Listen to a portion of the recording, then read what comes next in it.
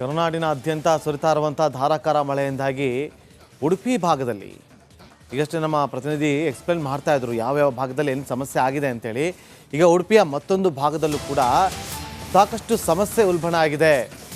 ಉಡುಪಿ ಜಿಲ್ಲೆಯಾದ್ಯಂತ ಭಾರೀ ಮಳೆಯಿಂದಾಗಿ ಅಲ್ಲಿ ಜನಜೀವನ ಅಸ್ತವ್ಯಸ್ತಗೊಂಡಿದೆ.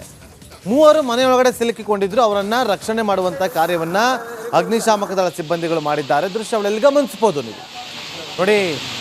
ಅಗ್ನಿಶಾಮಕ ದಳ ಸಿಬ್ಬಂದಿ, ಸ್ಥಳೀಯರು ಹಾಗೂ ಪೊಲೀಸರು ಹೋಗಿ ಮನೆಯ ಒಳಗಡೆ ಸಿಲುಕೊಂಡಿದ್ರು 3. ಒಂದು ಮಗು ಕೂಡ ಇದೆ. ಮಗುವನ್ನು ಕೂಡ ರಕ್ಷಣೆ ಮಾಡಿ ಕರ್ಕೊಂಡು ಬರ್ತಿದ್ದಾರೆ. ಎತ್ತರದ ಪ್ರದೇಶಕ್ಕೆ ಕರ್ಕೊಂಡು ಹೋಗ್ತಾ ಇದ್ದಾರೆ.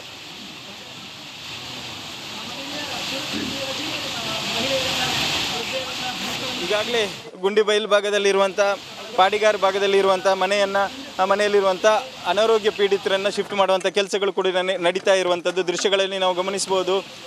ಪಾಪ ಅವರು ಅನಾರೋಗ್ಯದಿಂದ ಬಳಲ್ತಾ ಇರುವಂಥದ್ದು. ಆದರೆ ಸದ್ಯ ಒಂದು ಕಡೆಯಿಂದ ಶೀತದ ವಾತಾವರಣ ಇರೋದರಿಂದ ಅವರ ಆರೋಗ್ಯದ ಹಿತದೃಷ್ಟಿಯಿಂದ ಅವರನ್ನು ಬೇರೆ ಕಡೆಗೆ ಶಿಫ್ಟ್ ಮಾಡಬೇಕು ಅನ್ನೋಂಥ ಉದ್ದೇಶಕ್ಕೆ ಅವರ ಮನೆಯವರು ಬಯಸಿದಂತೆ ಅವರನ್ನು ಈಗಾಗಲೇ ಅಗ್ನಿಶಾಮಕ ದಳದ ತಂಡ ಶಿಫ್ಟ್ ಮಾಡುವ ಕೆಲಸವನ್ನು ಮಾಡ್ತಾ ಇದೆ.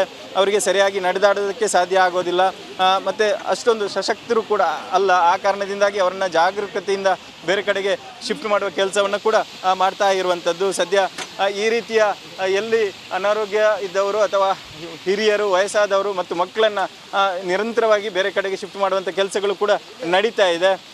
ತಂಡ ಮುಂಜಾನೆಯಿಂದ ಅವಿರತ ಶ್ರಮದಿಂದ ದುಡಿತಾ ಇರುವಂಥದ್ದು. ಹಾಗಾಗಿ ನಾವು ಗಮನಿಸ್ಬೋದು ಇಂಥ ಪರಿಸ್ಥಿತಿ ಇನ್ನೂ ಬೇರೆ ಕಡೆಯಲ್ಲೂ ಕೂಡ ಇರುವಂಥದ್ದು. ನಗರದಲ್ಲಿ ಈ ರೀತಿಯ ನೆರೆ, ಕೃತಕ ನೆರೆ ಅಂತ ಹೇಳಬೇಕು. ಯಾಕಂದರೆ ಇದು ನೆರೆ ಅಲ್ಲ, ಕೃತಕ ನೆರೆ. ನಗರದಲ್ಲಿ ನಾವು ಮಾಡಿರುವಂಥ ಸಮಸ್ಯೆಯಿಂದ ಸರ್ಕಾರ ಎಚ್ಚೆತ್ತುಕೊಳ್ಳದ ಕಾರಣದಿಂದಾಗಿ ಈ ರೀತಿಯ ಒಂದು ಸಮಸ್ಯೆ ಸೃಷ್ಟಿಯಾಗ್ತಾ ಇರುವಂಥದ್ದು. ಯಾಕಂದರೆ ಪ್ರಮುಖವಾಗಿ ನಾವು ಮತ್ತೆ ಹೇಳುವಂಥದ್ದು, ಒಳಚರಂಡಿ ವ್ಯವಸ್ಥೆ ಸರಿಯಾಗದೆ ಇರುವ ಕಾರಣಕ್ಕೆ ಅವೈಜ್ಞಾನಿಕವಾಗಿ ಒಂದು ಕಾಮಗಾರಿಗಳನ್ನು ನಡೆಸಿರೋದ್ರಿಂದ ಅಥವಾ ಅದರ ಕಡೆಗೆ ಯಾವುದೇ ರೀತಿಯ ಗಮನ ಕೊಡದೇ ಇರೋದ್ರಿಂದ ಈ ರೀತಿಯ ಒಂದು ನೆರೆ ಸೃಷ್ಟಿಯಾಗುವಂಥದ್ದು. ಯಾಕಂದರೆ ಎಲ್ಲೋ ನದಿ ಪಾತ್ರದಲ್ಲೋ ಅಥವಾ ಸಮುದ್ರ ತೀರದಲ್ಲೋ ಈ ಥರ ನೆರೆ ಬಂದರೆ ಅದಕ್ಕೆ ಯಾರೂ ಹೊಣೆ ಅಲ್ಲ ಅಂತ ನಾವು ಹೇಳ್ಬೋದು. ಆದರೆ ನಗರದ ಪ್ರಮುಖ ಭಾಗ ಅಂತ ನಾವು ಹೇಳ್ತೇವೆ.